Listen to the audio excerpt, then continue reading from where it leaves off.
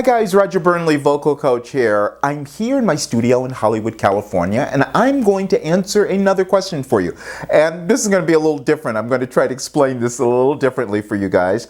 And this one from Sylvia Rose, I believe. Okay. Hey Roger, I'm an alto, and I really want to be able to hit some higher notes. What are the best vocal exercises to achieve that? How can I get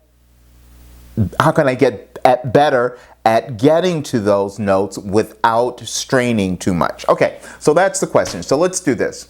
I'm going to attempt to explain some concepts to you to see if this makes sense for you. So first of all, think about this. You create sound from your vocal cords. Your vocal cords are here inside your larynx or your voice box. They're attached this way. As you're singing notes, the air vibrates around the cords or through the cords, however you want to think about it. Just think about that. The air is vibrating around the cords, right? So then, as you're going higher, to get to the higher notes, I want you to think of it this way. Your vocal cords need to get thinner or shorter or dampen actually, but just think of it that they get smaller. You can think of that concept if you pick up a guitar, the thicker string, lower pitch, thinner string, higher pitch. So just have that mental idea if that's what you want your vocal cords to do. So now I'm going to show you an exercise that will get you to start to experience this. Now I'm going to give you several different things to do with this, so it may take you a while to get this, but just think that I'm going to start the note. I'm going to do it on something simple. I'm going to do it on an A sound, which is a little easier to use than some of the other vowel sounds. A. I like using this exercise because I'm forced here to basically stop, take a little break, let go. As I let go, in my brain, I'm thinking that my vocal cords are getting smaller. I'm not pushing to get there, right? My brain is now saying, oh, I'm going to let the vocal cords get smaller. Let me do a little bit so you can hear it.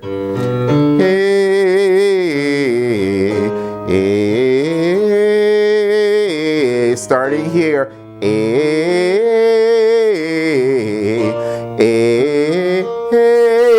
I'm making that break a little more deliberate. So you get the idea.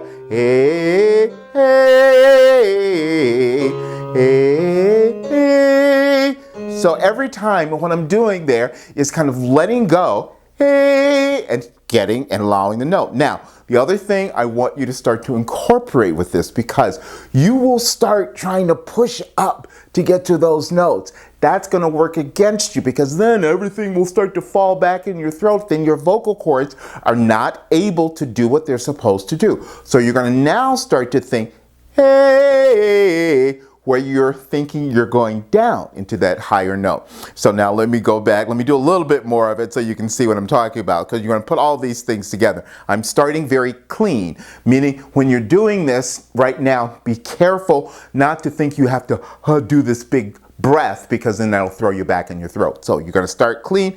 Let go. Think down into the note, okay?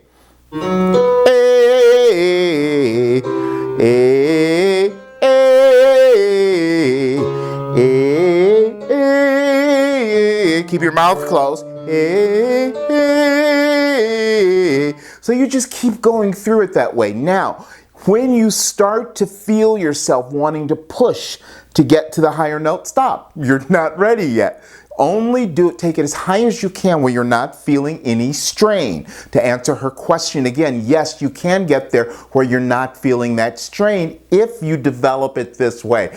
Your body is developing a kind of coordination, and it gets better and better the more that you do it. So just think of those three things: starting really clean, not taking that breath, letting go of that highest note, having the idea that the cords are just thinning or getting shorter, and then thinking down into that higher note. You'll start to get more of that upper range. Hope that helps you guys. See you soon.